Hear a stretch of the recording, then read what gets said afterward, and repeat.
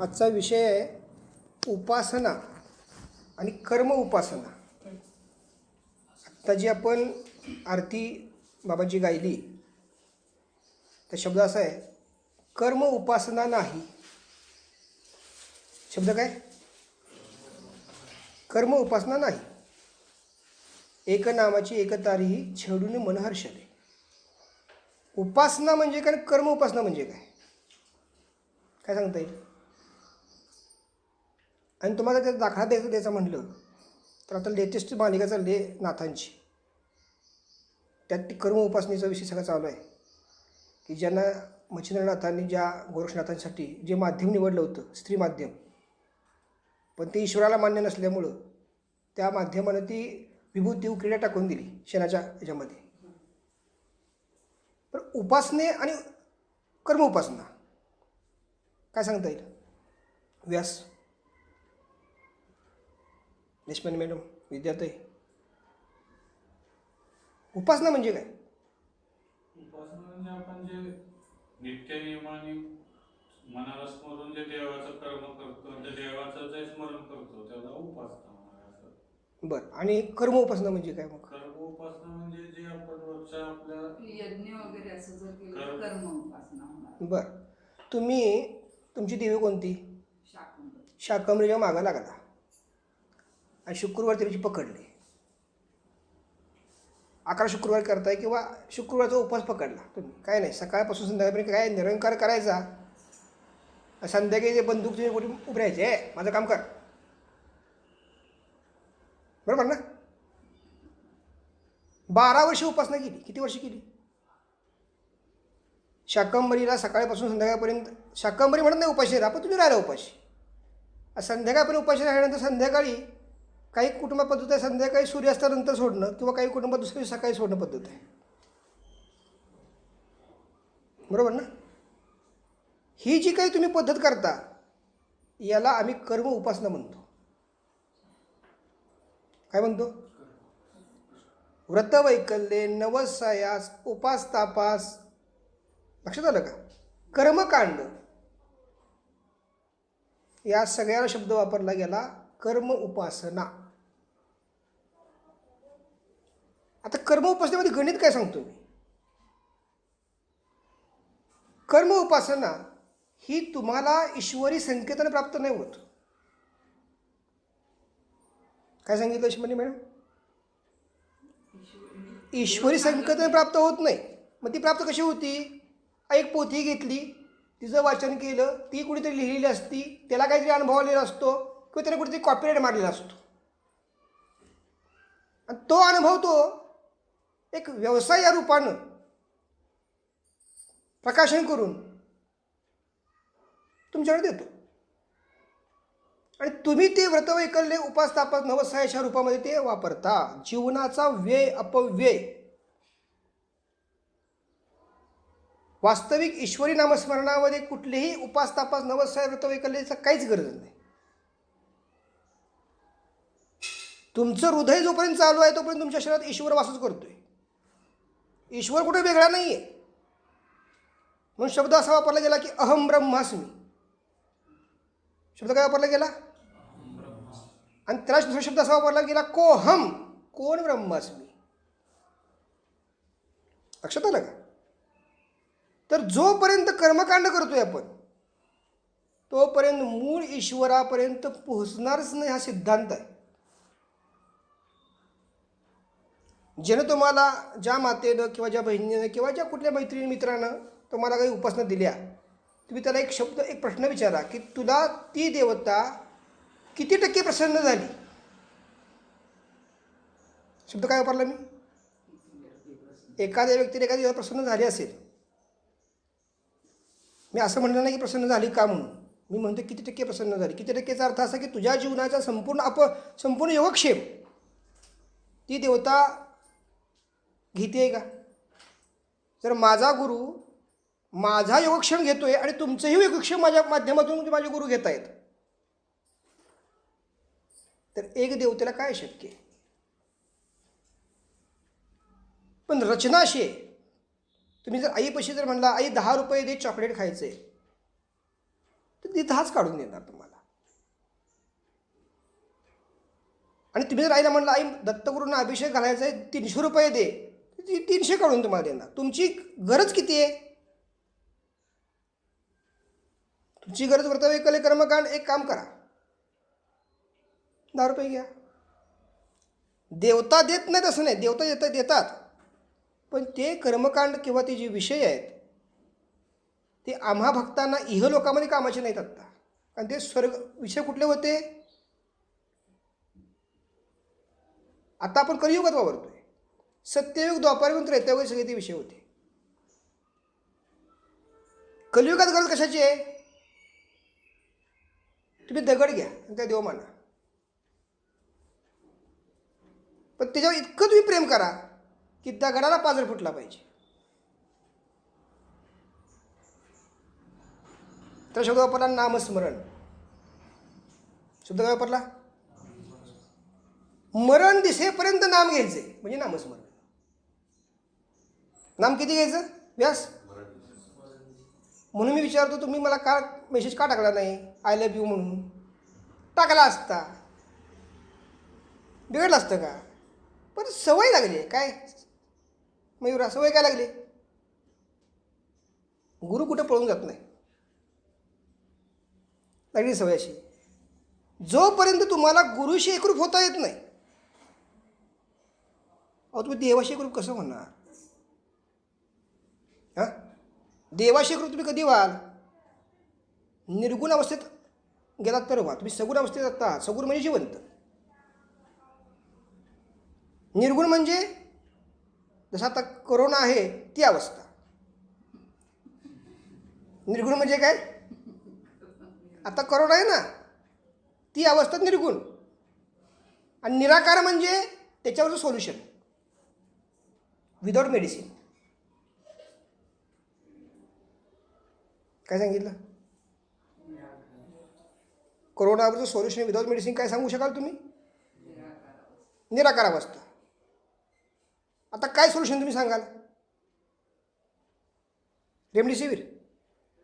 मग ब्रिदिंग. तुमच्या लंग्समध्ये 36 सेकंद जर तुम्ही श्वास घेऊन सोडला, 36 सेकंद म्हणतोय मी, अर्धा मिनिटापेक्षा जास्त, 36 सेकंद श्वास घेऊन सोडणं म्हणजे 5 प्राणायाम एका वेळेस करणं. काय सांगतोय? 5 प्राणायाम एका वेळेस करणं म्हणजे 36 सेकंदी श्वास घेऊन सोडणं. श्वास घेताना 36 सेकंदी घ्यायचा आणि सोडताना 36 सेकंदी सोडायचा. ही एक क्रिया झाली की तुमचे 5 नैसर्गिक प्राणायाम झाले. हे 5 तुम्ही नैसर्गिक प्राणायाम केले की तुमचं काय झालं? बॉडीमध्ये तुमच्या तयार काय झालं? प्रतिकारशक्ती तयार झाली. भरपूर ऑक्सिजन बॉडीमध्ये मिळाला.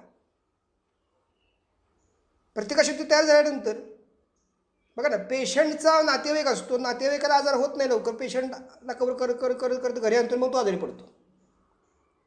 जेव्हा प्रतिकारशक्ती नातेवाईकाची कमी होती तेव्हा तो पुन्हा आजारी पडतो. सगळा खेळ प्रतिकारशक्तीचा आहे. आणि प्रतिकारशक्ती तुमची तयार राहावी किंवा वाढावी यासाठी प्राणायाम सांगितला, ओंकार सांगितला. आजार कुठला आहे याला महत्त्व नाही, साधन समजलं पाहिजे. काय सांगतोय? तुम्ही जी आज कर्मकांड करता याचं साधन तुमचं काय आहे? पिशवीवर भाजी, पिशवी भरून भाजी पाहिजे, हे साधन तुमचं. आणि करायला काय निघालाय? देवीला प्रसन्न करायला निघालाय. ती म्हणजे ह्या पिशवीवर भाजी बनण्याकरता माझी काय गरज आहे? 100ची पडलेली रस्त्यावरची नोट सुद्धा काम करू शकते. काय सांगितलं? 100ची नोट रस्त्यावर पडली का त्याची आणि ती तुम्हाला मिळाली तर ती सुद्धा भाजीचं काम करू शकते. कारण नोटीला माहीत नाही की तुम्ही दारू पिणार आहे का भाजी आणणार आहे. ती ज्याच्या हातात ती नोट जाईल तो तिचा मालक. लक्षात आलं का? तसं शक्ती जी आहे ही कलियुगामध्ये नामात घालून ठेवली. कलियुगात शक्ती कुठल्याही उपासनेत नाही आहे.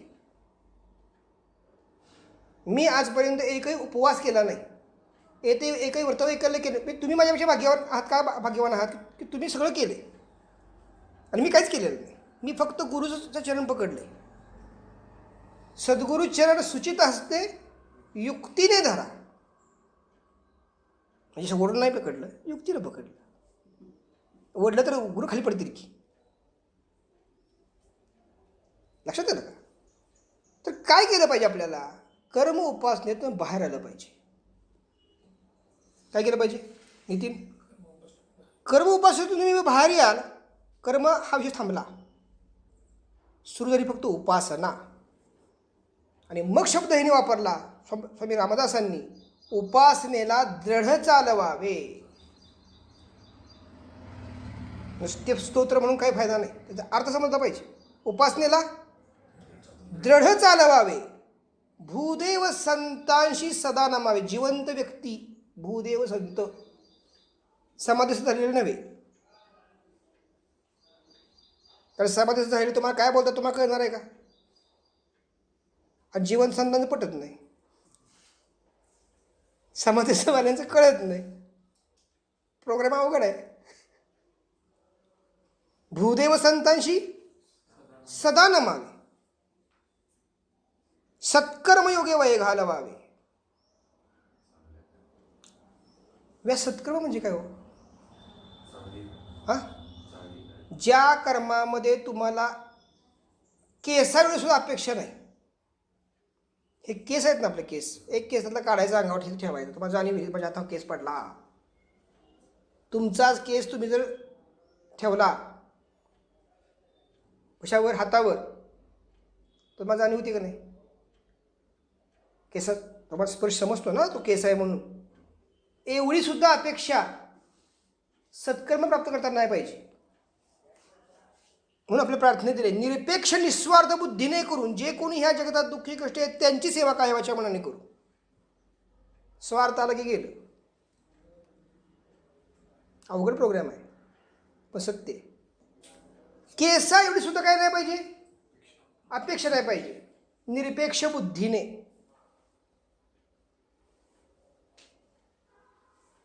लक्षात आलं का? सत्कर्मयोगे वय घालवावे म्हणजे सत्कर्म तयार होणार.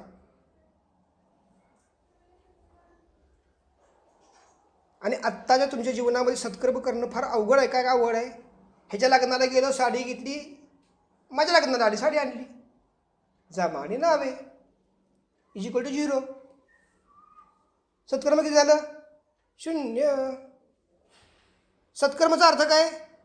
तुम्ही फुल अर्पण केलं देवाला आणि म्हणला दे 2 आता मला फुलं माघारी. तुला 1 फुल दिले ना, 2 फुलं दे. तो मग 2 फुलं नाही, 2 फुलं तुझा फुलासारखं तयार करतो. त्या फुलाची चैतन्य तसं चैतन्य तुझ्या देहात तयार करतो. तुला असा आशीर्वाद देतो. देवसुद्धा फुकट कोणाचं घेत नाही. काय सांगितलं? देव कोणाचं फुकट घेत नाही. माणसं चकटफू. माणसं कशी आहेत? चकटफू म्हणजे फुकटचं. आणि देव काय घेत नाही, फुकट घेत नाही तुमचं आणि फुकट देत पण नाही. काय सांगितलं बघा ना, सकाळी उठायचं, त्याची सेवा करायची आणि मग नमस्कार करायचा. आणि त्याची सेवा अगोदर आहे ना, आणि अगोदर नमस्कार करायचा म्हणतो तोंड दोन्ही म्हणतो. तो काय म्हणतो? उठल्या तुम्ही देवघरात जाऊन काही नमस्कार केला आहे का? उठल्या काय पहिल्यांदा केलं? शुचिभूत होऊन आरसा बघितला का नाही? आणि मग देवापाशी गेला. मी तर बघा छान दिसतोय आता, देवापाशी जायला काही हरकत नाही. का उठल्या व्यास देवापाशीच मी गेला? इथे तुम्हाला एंट्रीच नाही हो. जरी त्या प्रतीकामध्ये ईश्वर शक्ती आश्वासन नसू, पण तुमच्या हृदयामध्ये जो ईश्वर वास करतो तो जाणीव करून देतो की तू शुचिभूत नाही, जाऊन देतो. तुमच्या हृदयात जो ईश्वर वास करतोय तर त्याला जाणीव आहे की त्या जरी मूर्तीत ईश्वर असू दे तर नसू देत, पण त्या देव म्हणून मानले ना आपण आज. त्याच्यापाशी जाताना कसं जावं? पवित्र भावनेने जावं. लक्षात आलं का? तर सत्कर्मयोगे वय घालवावे, सर्वामुखी मंगल बोलवावे. किती मुख आहेत? 19 मुख. कोणकोणती? हां, पंचमहाभूते, पंचतन्मात्र, पंचप्राणकोश, सूक्ष्मबुद्धी, मन, चित्त, अहम, आकार. ही 19 मुख आहेत प्रत्येकाला दिलेली. आणि जे जागृत नाहीत ते सगळे मुके. तुम्ही कसे आहात? मुखे आहात का मुके आहात? हां हां हां मुखेच असतात. मुखे नाही आहे. मुके मग मुके बसतात घेत. मुखेच असं तर काय करा, ईश्वराला प्राप्त करा. तुम्हाला एक मनुष्य प्राप्त होत नाही. आज शेतानं कुत्रं जर चाललं तर कुत्रा याच्यात तुम्ही पळून जाता. काय मयूर आला शेजारी साप एखादा काळा पांढरा एखादा मस्तपैकी, बाबा बैस शांत म्हणून सांगितलं तुझ्या. प्राण्यांच्यावर सुद्धा दया करणारी भावना पाहिजे. काय सांगितलं? सापाला जर आज्ञा नसेल तर तुम्हाला डसणारच नाही तो. साप तुम्हाला घाबरतो, तुम्ही सापाला घाबरता. आणि खरा साप कोण आहे हो? आपणच की. कारण आपण जर सापाला चावलो तर साप मरतो. साप आपल्याला चावला आणि आपण सापाला चावलो तर साप मरतो, आपण जगतो. माहिती आहे का तुम्हाला? हे तुमचं विष इतकं हे आहे, काय म्हणतो, प्रखर आहे की सापाला मारून टाकतं. जर तसं नसतं तर साप तुम्ही सांभाळताय, मला सापाने सांभाळलं असतं. मानवाने त्याच्यावर विजय मिळवला ना त्या सापावर सुद्धा, म्हणून तो माणूस साप सांभाळतोय आज. लक्षात आलं का? तर सर्वामुखे मंगल बोलवावे. किती मुख आहेत? 19 मुख जागृत केल्यानंतर जी उपासना कराल, काय वाक्य सांगितलं? 19 मुखे जागृत केल्यानंतर जी उपासना कराल त्या उपासनेला अवधान साधना म्हणतात. काय म्हणतात? तुमची साधना कशी आहे? साधनेला बसलेला असता, शेजारी कोण आलं लाईट नाही, शेजारी कोण आलं का नाही लाईट एवढं असतो. वळकीचं आहे का पळकीचं आहे? सावधान.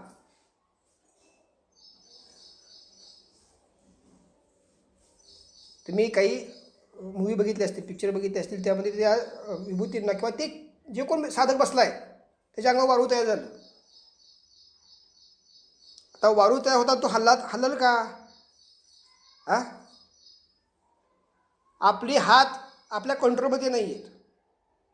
साधनेच्या वेळेस किती वेळा फिरतात शरीरावर आपल्या रीतीने, समजतं का आपल्याला? काही कारण नसतं, नुसतं असं करायचं. हातावर पायावर सगळे हात ठेवून बसायचे.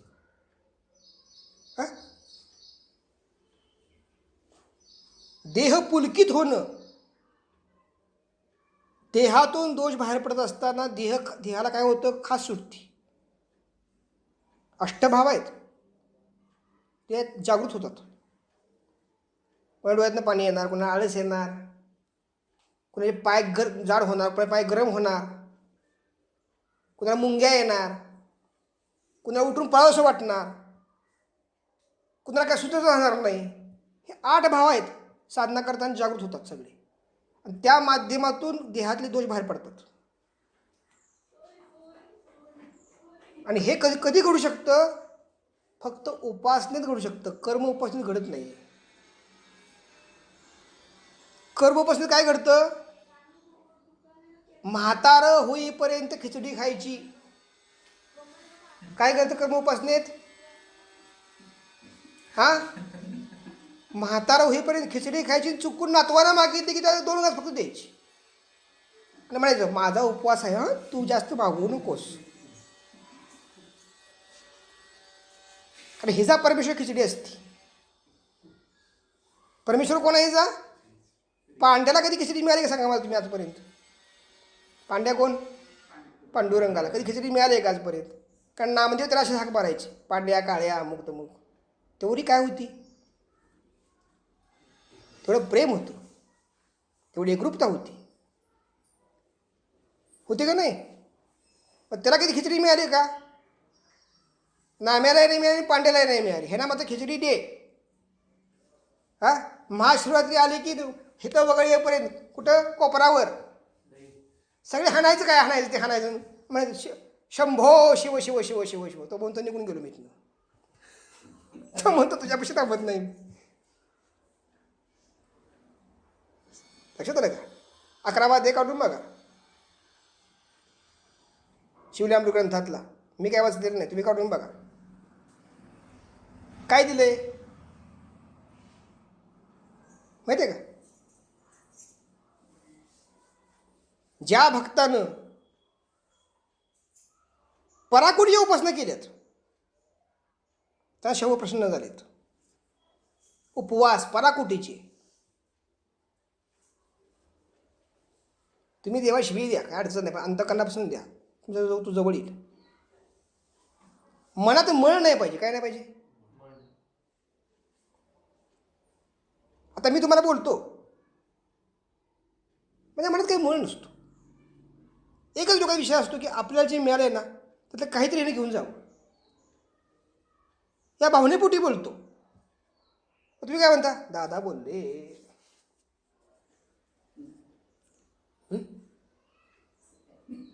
है ना? आईनं जर मुलाला बोललं नाही तर मूल सुधरेल का? मला माझ्या गुरुने जर तयार केलं नसतं तर मी तुम्हाला तयार करू शकलो असतो का? जुनी म्हण आहे, छडी लागे छम छम विद्याई घम घम. आता छडी जर मास्तरनं काढली तर मास्तरला वाक्य असतं, बाहेर ये. सांगतो काय तुला कडे, तू फक्त बाहेर ये.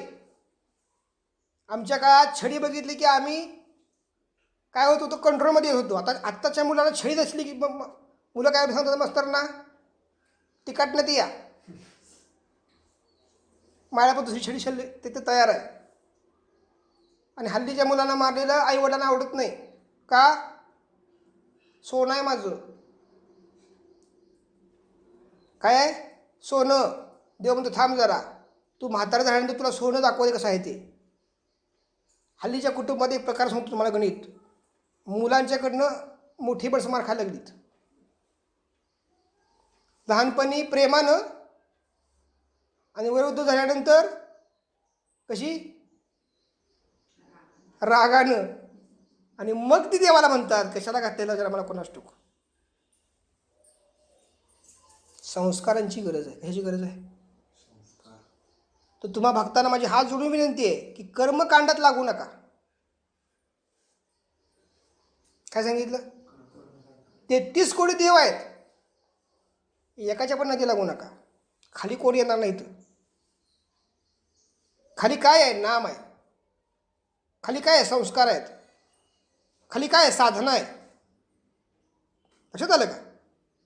हे सुंदर वाक्य आहे बघा. मन करारे प्रसन्न सर्व सिद्धीचे कारण. काय सांगितलं? अष्टसिद्धीतली जी कुठलीच बी सिद्धी घ्या, आधी पहिल्यांदा मन प्रसन्न पाहिजे. म्हणून मी नेहमी सांगतो, एक विडा मांडताना सुद्धा दादानी सांगितलंय नको मांडूस, अंतःकरणानं मांड. 2 रुपये तरी कमी असू देत, एखादी वस्तू नसू देत, परमेश्वर मान्य करेल. पर्याय नाही, मांडला विडा. देव कधी मान्य करत नाही. एक सुंदर वाक्य सांगतो, चीटी के पैर के गुंजन. काय शब्द आहे? चीटी के पैर के गुंजन अल्लाह तारा सुनता है. काय सांगितलं वाक्य? अल्लाह तारा सुनता है. तू काय को इतना बोंबलता है? काय कळलं बघा. देवाला काय मोठ्यांदा सांगितलं पाहिजे अशी आवश्यकता नाही. चिटी म्हणजे काय? मुंगी. मुंगीच्या जर पायात घुंगरू बांधले, काय केले? मुंगीच्या पायात घुंगरू बांधले. ती म्हणली राजाराम तुकाराम एक. कोण म्हणली? घुंगरू मुंगी. तर ते देवा ऐकू जातं. तर तिची निर्मिती परमेश्वरा कृपेने झालेली. जसं तुम्हा आम्हाला परमेश्वराने निर्माण केलं आहे निसर्ग परत्वे, त्या मुंगीला पण निसर्ग परत्वे परमेश्वराने तयार केले. पण तिचा जर पायातल्या घुंगराचा आवाज परमेश्वरापर्यंत पोचत असेल, अल्लाह ताला सुनता आहे, माझं काम करा, काम करा, काम करा, काय गरज आहे का? एक विनंती केली, गुरु महाराज माझं काम करा. गुरु म्हणजे केला. तुमची ऑर्डर तिकडे गेली, हे ॲप्लिकेशन, मग तुमच्या भक्तीवर तुम्हाला पुढचं तुमचं काम होणार आहे. काम कशावर होणार आहे? भक्तीवर काम होणार आहे. तुम्हाला मी गणित सांगतो. एका भक्तानं मांढरदेवी काळूबाईला प्रसन्न करून घेतलं. काय केलं? प्रसन्न करून घेतलं. आता ती देवी प्रसन्न झाल्यामुळे काय झालं होतं की त्या व्यक्तीच्या वातावरणात जी कोण व्यक्ती येईल आणि त्याला काही दुःख जर असलं तर देवी संकेत द्यायची की ह्याला हे दुःख आहे आणि ह्याला हा उतारा कर. आणि त्या उतारा केला की ती तो असणारा रुग्ण बरा व्हायचा. आता हे शिक्षिका होत्या. कोण? जी व्यक्ती होती तिला मांढरदेवी काय प्रसन्न झाली होती ती शिक्षिका होती. 3 जन्माची तिची उपासना होती. किती जन्माची? 3 जन्माची उपासना होती मांढरदेवी काळूबाईची. एक प्रसंग असा घडला की तिच्या भाडेकरू तिचे होते त्या भाडेकरूमध्ये एक मुलगा आजारी पडला. टेम्परेचर त्याला आलं. डॉक्टर ट्रीटमेंट केल्याशिवाय डॉक्टरी औषध दिले तेवढ्यापुरतं बरं व्हायचं, पुन्हा कंटिन्यू चालू राहायचं. बघा, डायग्नोज जर तुम्हाला झालं नाही, तुमचा आजार काही असू देत, पण डायग्नोज झालं पाहिजे. आता मयूर विधी केल्यानंतर डायग्नोज झाला का नाही वर्षाला? हां, त्याच्या अगोदर 2 महिने तो ट्राय करून होता, त्या डायग्नोसिस झालं नाही. विधी केला की तिसऱ्या दिवशी काही डायग्नोज झालं, बा असं झाले, हा आजार झाला आहे, ट्रीटमेंट सुरू झाली. तर त्याला डायग्नोज व्हायला तयार नाही त्या मुलाला, म्हणून माणसं चौकशी करतात. मग त्यांनी सांगितलं त्या मालकिनीला म्हणजे त्या शिक्षिका हां की बाबा माझ्या मुलाला असं असं झालेलं आहे. ती म्हणली काय काळजी करू नका, माझी मांढरदेवी काळूबाई आहे म्हणली, ती तुमच्या ह्याचं काम करेल. व्यास समजून घ्या गणित. ठीक आहे म्हणजे हरकत नाही. तिने काळूबाईला तिच्या पद्धतीने प्रेयर केली. तिने सांगितलं की हा विषय मोठा आहे आणि तू विचार करून हात घाल. देवीने काय सांगितलं हिला? विषय मोठा, विचार करून हात घाल. कधी कधी संकेत पुढचे समजत नाहीत साधकाला, पण गुरूंची आवश्यकता असते. म्हणजे गुरु कोण नव्हता का तर 3 जन्माचा विषय होता. काही लोकांना काही देव आवडतात, प्रसन्न असतात, पण ते कितीपत प्रसन्न ते कळत नाहीत. मग तिनं सांगितलं ते ह्याला काय काळजी करू नका, मी रात्री 12 वाजता म्हणजे येते आणि तिच्या उशाशी बसते. कारण 12 ते 4 या वेळेमध्ये दुष्टशक्ती वावरतात. ब्लॅक मॅजिकची जे काही सगळी शक्ती जी असतात ना, त्यांचा जो स्रोत आहे बाहेर येण्याचा तो 12 ते 4चा स्रोत असतो. 4 नंतर ऋषीमुनींचा काळ सुरू होतो. मग ती बरोबर 12च्या आसपास जाऊन तिथं बसली तर तिला 11-11 चेहरा असणारी एक व्यक्ती पुढे आली आणि तिला म्हणली हे सावज माझं आहे, तू इथनं निघून जा. काय म्हणली? सावज म्हणजे तो प्राणी, प्राणी म्हणजे ती व्यक्ती. ही माझी आहे, हे माझं अन्न आहे किंवा माझं खाद्य आहे, तू इथनं निघून जा. तर ती म्हणली मी इथनं काय हलणार नाही, तुला इथनं जावं लागेल. तो 11-11 व्यक्ती असणारा म्हणला बघ तू विचार कर. नाही म्हणली मी कन्फर्म आहे म्हणली, मी इथनं आलत नाही म्हणली, तुला इथनं जावं लागेल म्हणली. तो खदा खदा खदा खदा हसला. तरी तिला प्रणाम केला. कुणी? त्या व्यक्तीनं, आणि निघून गेला. झटदिशीचा ताप उतरला. ती 2च्या आसपासची घटना, घाम सुटला, मोकळा झाला तिथून. ही सकाळी उठल्यानंतर आपल्या आंघोळीला वगैरे गेली आणि ध्यान लावल्यापर्यंत बसते मांढरदेवीपाशी. मांढरदेवी कुठे पुढे येते. मला वाटलं आज माझं लक्ष व्यवस्थित नसेल किंवा आज थोडं माझं जागरण वगैरे जास्त झाला त्यामुळे नसेल आज आली, उद्या ट्राय करते म्हणली. दुसऱ्या दिवशी पण तोच प्रकार. तिथं दुसऱ्या दिवशी काही प्रश्न नाही, परत बसली. पुन्हा कुठं देवी पुढे येते. देवी पुढे दिसायलाच तयार नाही. पिसाळी. ती पिसाळीचा अर्थ काय? रोज सकाळी दर्शन देवी देते. हुडकत हुडकत हुडकत आमच्या गुरूंच्या पाशी आली. कारण त्या पद्धतीचे कोण पाहिजे? साधक पाहिजे.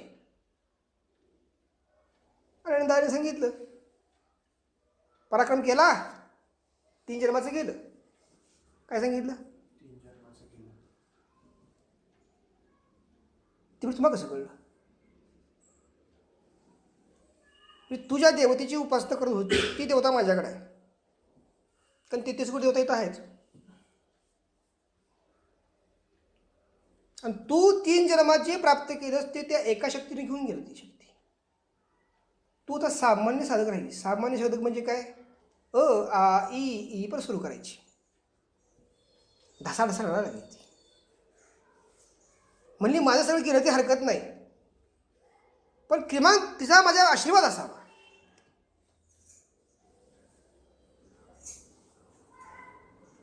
प्रथमतः दादांनी तिला प्रसाद दिला, नंतर कारण प्रतिभा दिली. ते म्हणजे तू जर अगोदर माझ्यापाशी आली असतीस तर तुझ्या 3 जन्माची शक्ती तशीच राहून गुरुशक्तीच्या माध्यमातून तिचं काम केलं असतं. पण योग नाही आहे. हे प्रसाद किंवा प्रतिभा म्हणजे काय आहेत? ही माध्यम आहेत. तुमच्या माध्यमावर डायरेक्ट अटॅक होऊ नयेत. लक्षात आलं का? तुमचं मेन स्टेशन आहे, हे सब स्टेशन आहे.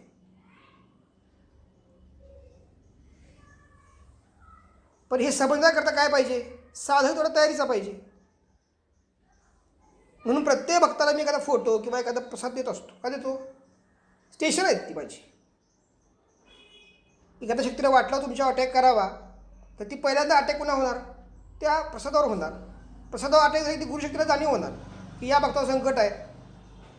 आणि तुम्ही जेव्हा गुरुशी चर्चा कराल की दादाचा असा समजा प्रसंग घडला आहे, किंवा गुरु म्हणते इकडे ये तरी म्हणतील तर काहीतरी निराकरण सांगतील, एखादा अभिषेक घाला काय तुम्हाला सांगतील काय करायला. आणि त्या शक्ती डायव्हर्ट करून घेऊन तुमचा प्राण वाचवतील. अशी ही योजना नाथपंथात आहे. योजना कुठे ही? नाथपंथात आहे. दत्तपंथात मृत्यू. दत्तपंथाचा नियम काय? देह त्याग करायचा, पुन्हा जन्म घ्यायचा, राहिलेली उपासना पुन्हा पूर्ण करायची. दत्तपंथ. नाथपंथामध्ये काय करायचं आहे? आहे या देहाचं घाण काढून. लक्षात आलं का? मी नंतर आपटला, मी नंतर काही केला? आपटला, धुतला, कात्री वाद घातली, परिशोध केला. नाथपंथाचा नियम काय आहे? ह्या देहावर संस्कार करायचे.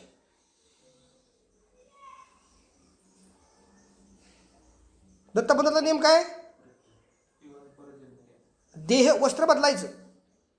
वस्त्र बदलायचं नियम दत्तपंथात. नाथपंथामध्ये आहे ह्या देहामध्ये संस्कार करायचे. सुफी पंथामध्ये आहे या देहाला परमात्मा अवस्था प्राप्त करून द्यायची.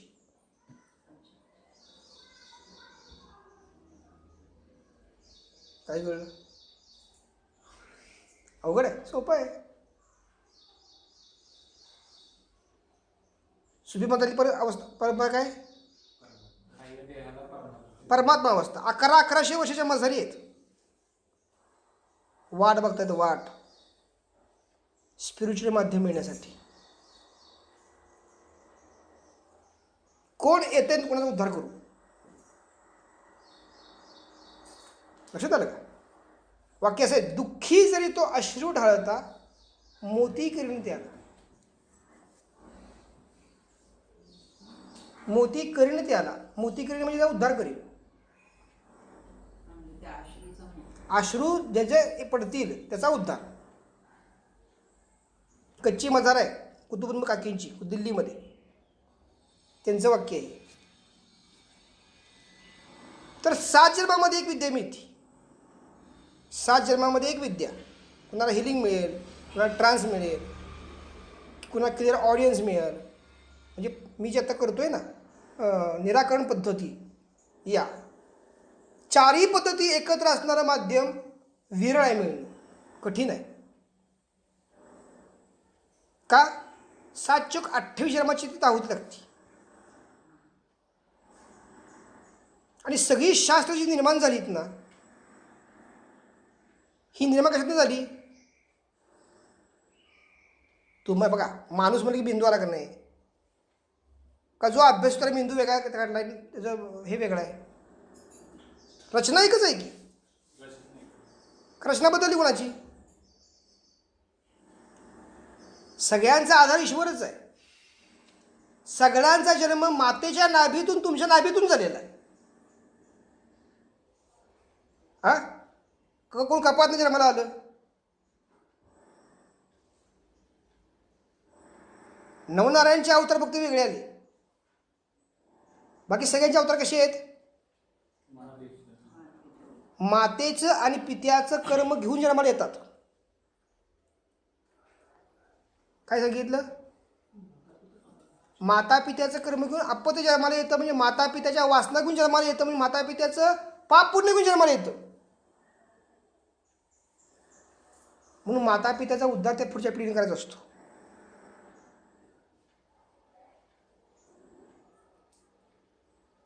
याला म्हणतो आम्ही ग्रॅव्हिटी. काय म्हणतो?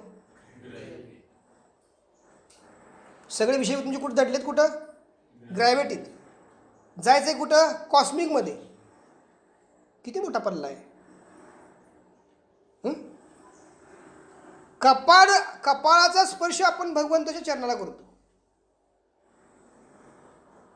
कपाळाच्या वर कॉस्मिक आहे.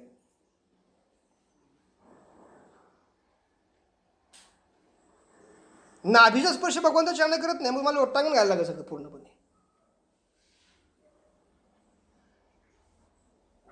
धारण कुठे तुम्ही करताय? जन्मस्थान जरी नाभी असलं ते धारण करताय तुम्ही कपाळात. ते इतरल आहे. नवग्रहांचं ठिकाण म्हणजे कपाळ. काय कपाळ लिहिलंय असं म्हणतो का नाही आपण? हा, आणि ग्रह सोपे आहेत. कशी सांगू तुम्हाला?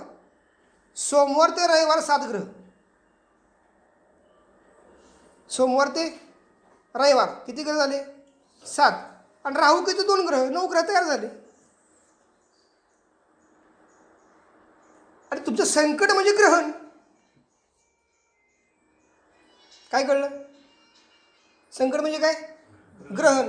नवग्रह म्हणजे 7 वार राहू केतू. नवग्रह. त्या नवग्रहानं ग्रहण लागलं. कशामुळं? हा, संकट. संकटाचं कारण काय? षड्रिपू. काय सांगितलं? हा, काम, क्रोध, लोभ, मोह, मद आणि मत्सर. पहिलं काय करायचं आपल्याला? नामस्मरण इतकं करायचं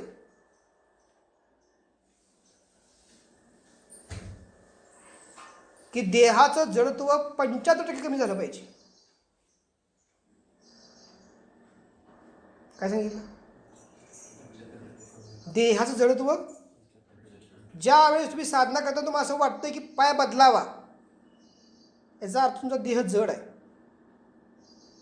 जेव्हा तुम्ही 2-2 तास साधना करून तुम्हाला वाटणार नाही पाय बदलावा, तेव्हा देह तुमचा हलका झाला. आणि एक वेळ अशी येते की देह आहे की नाही कळतच नाही. म्हणजे 75% देहाचं जडत्व कमी होतं. हो, पण ते नामस्मरण कसं पाहिजे? गुरुने दिलेलं पाहिजे. तुम्ही जे म्हणता ते मंत्र म्हणता. मंत्र जे म्हणता ते 1.25 कोटी जप केल्यानंतर सिद्ध करायला लागतो. किती? कोटी. आणि मग रूपांतर नामामध्ये होतं. मंत्र वेगळे, नामस्मरण वेगळं. जपा कुसुम संकाशम काशपे मोदितीम तमोर सर्वपापनम प्रतोस्मी दिवाकरम हा मंत्र झाला. याचा 1.25 कोटी नाम जप जेव्हा करायचं तेव्हा रवी प्रसन्न होऊन जावी. पण एक गुरुमंत्र जर आपण सिद्ध करून घेतलेला आहे गुरूंच्याकडनं, तर नवग्रह आले पायात. 1.25 गरज तुम्हाला नाही.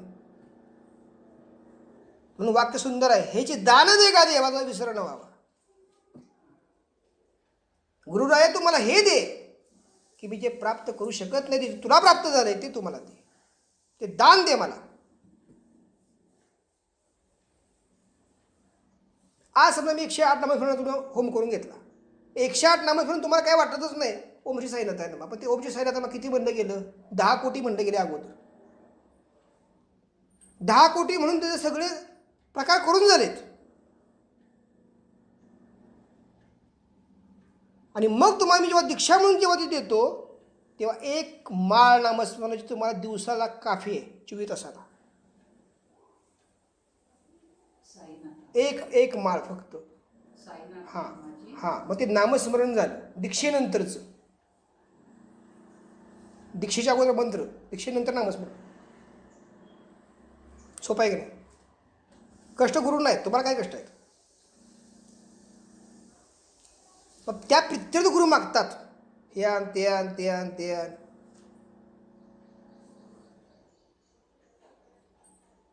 आणि इतका त्या शब्दावर विश्वास असतो गुरूंचा, जा काही होणार नाही तुला, बिनधास्त राहा. तुम्ही हे व्यासांना विचारा, त्यांची पती बही अपर्णा सागरसाठी 2 हॉस्पिटलमध्ये जाऊन आली आतनं, कोरोनाच्या हॉस्पिटलमधनं. जरा हे सुद्धा गेले होते. आपण त्याला काही नाही फुल दिलं होतं, फुल हे फुल घेऊन जा म्हणलं. तुझं रक्षण फुल रक्षण का करेल? ते फुल त्या ईश्वराच्या शरीरावर पडलेलं आहे, ज्यानं तो आशीर्वाद दिला आहे, तो तुझा मालक, तू रक्षण करेल.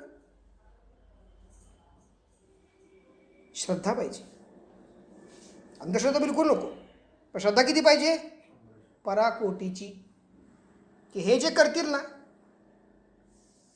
हे उद्धारच करतील माझा. एवढी शंका मनात आली, एवढी शंका की 12 वर्षाचं तर 12 मिनिटात निघून जातं. किती मिनिटात? 12 वर्षाची तपश्चर्या. 12 मिनिटात, 12 सेकंद जाते. तुम्ही माझ्या देहाचे 108 भाग जरी आत्ता केले, किती? तर प्रत्येक भाग दादा म्हणून शब्द वापरेल. काय वापर शब्द? की मी इतका गुरुरूप झालेलो आहे. तुम्ही जितके, जेव्हा तुम्ही माझ्यामध्ये इतकं एकरूप व्हाल, तुमचा उद्धार. तुम्ही फक्त आता बुद्धीचं ऐकताय, कोणाचं ऐकताय? मग त्यात खोटं बोलता माझ्याशी, खरं बोलता, बा सगळं कळत, मी बोलत नाही. मी काय बोलत नाही?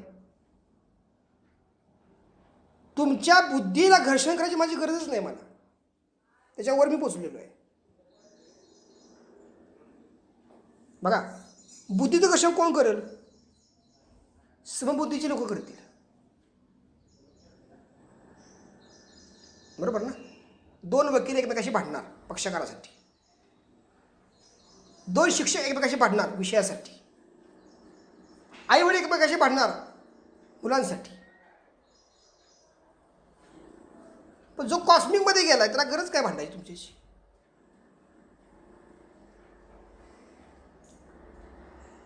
काय गरज आहे? व्यास, तुम्ही काय दिलं, काय नाही दिलं, मला फरक काय पडणार आहे? हां, संसार परमार्थ दोन्ही. काय वाक्य सांगितलं? संसार परमार्थ दोन्ही. गुरुदत्त देखील पाहिजे.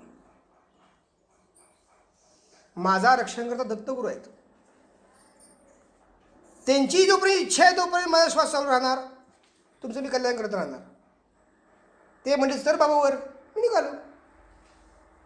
कडी काळाची पाहिजे जरा, लक्षात आलं का? संसार परमार्थ दोन्ही गुरुदत्त देखील पाहिजे. तुमचा संसार कोण बघतंय? सचिन कोण बघतंय? आ, गुरु नाहीत बघत, वासना बघतायत. विषय वासना बाधिते मना. काय सांगितलं?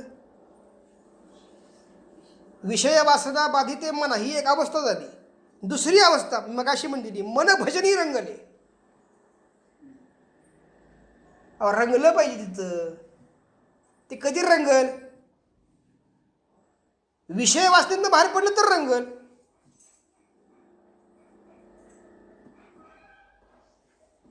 परमार्थ हा वाचण्यात का सोपा नाही. काय सांगितलं? परमार्थ हा वाचण्यात का सोपा नाही. त्याचं कारण सांगतो तुम्हाला मी. सुंदर म्हण आहे,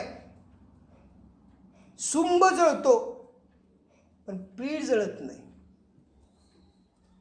काय सांगितलं? एक वासना निवारण्याचा तुमचा कालावधी 700 वर्षाचा आहे. काय सांगितलं? एक वासना निवारण्याचा तुमचा कालावधी 700 वर्ष म्हणजे 2 जन्म. 350 वर्षामध्ये 1 जन्म येतो.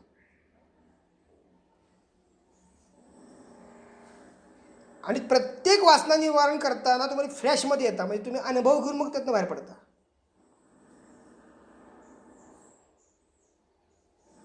अनुभवाची अनुभूती आल्यानंतर तुम्ही ईश्वराला मान्य करता. मग करायचं काय माहिती आहे का? जेव्हा तुम्ही असं तयार व्हाल मनानं,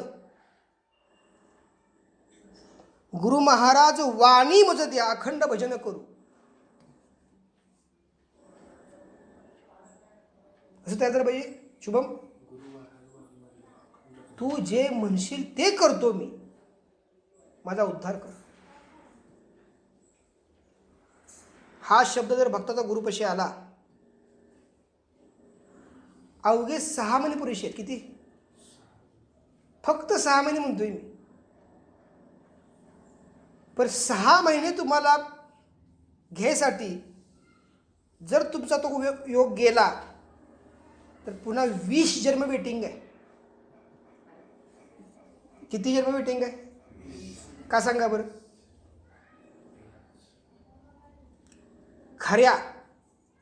खऱ्या गुरुची भेट, खोटे पुष्कळ भेटते तुम्हाला,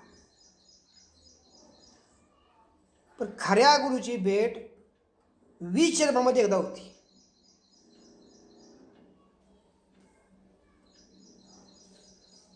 किती जन्मात होती? 20 जन्मात होती. आणि त्यात गुरु ओळखून समर्पण भावना जर असेल, तुमचा उद्धार.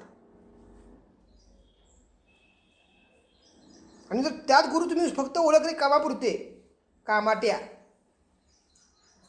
कसे ओळखले? ओळखले तर पुन्हा 20 जन्म घ्यायचे. सिस्टीम अशी आहे,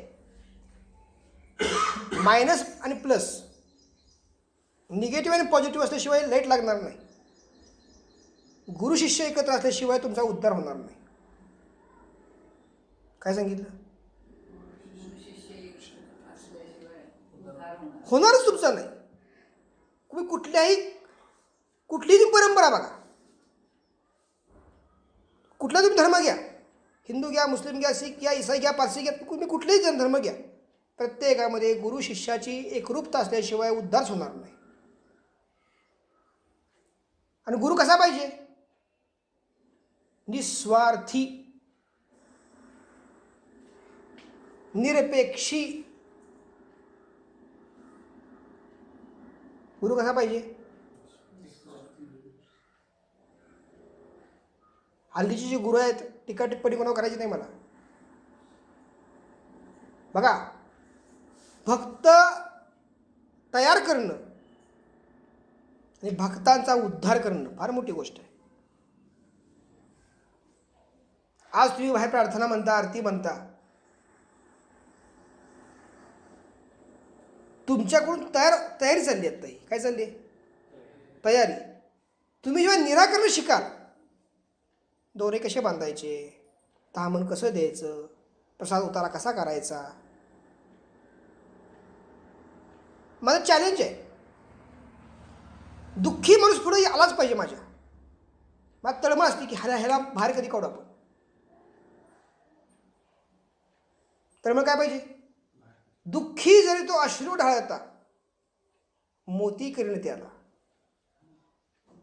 तळमळ आहे मला.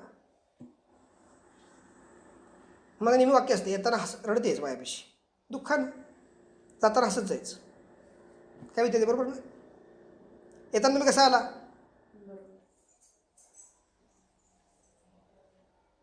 दुःखाशिवाय गुरु नाही भेटणार. पण इथून काही मिळालंच नाही असं कोण म्हणूच शकत नाही. तुम्ही जरी ब्राह्मण जाता, मला 5 मिनिटांमध्ये अनुभव द्या. किती मिनिटात? 5 मिनिटात.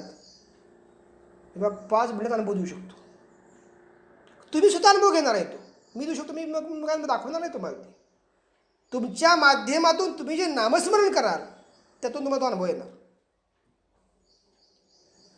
आणि तुम्हाला सोपं काय करून द्यायचं. कारण माझ्याकडे येणारा प्रत्येक जीव, प्रत्येक प्राणी हा दुःखानं झालेला आता येताना आला आहे. आणि मग रमला इथं आणि आनंदी झाला. हे समजला. मग काय सांगितलं मी आता तुम्हाला. उपासना कर्म उपासना न करता उपासनेला जर दृढचार व्हावी, उपासने मार्गाने तुम्ही जर गेला तर याची देही याची डोळा, या जन्मात तुमचा उद्धार होईल. तुमची घराणी ईश्वराच्या कार्याला लागतील. मी बाबाला प्रार्थना अशी करतो की तुम्हा भक्तांची कल्याण तुम्हाला ज्ञान नोंदणी करून घ्यावं ही साई चरणी प्रार्थना. साईनाथ महाराज की जय. श्री गुरुदेव दत्त.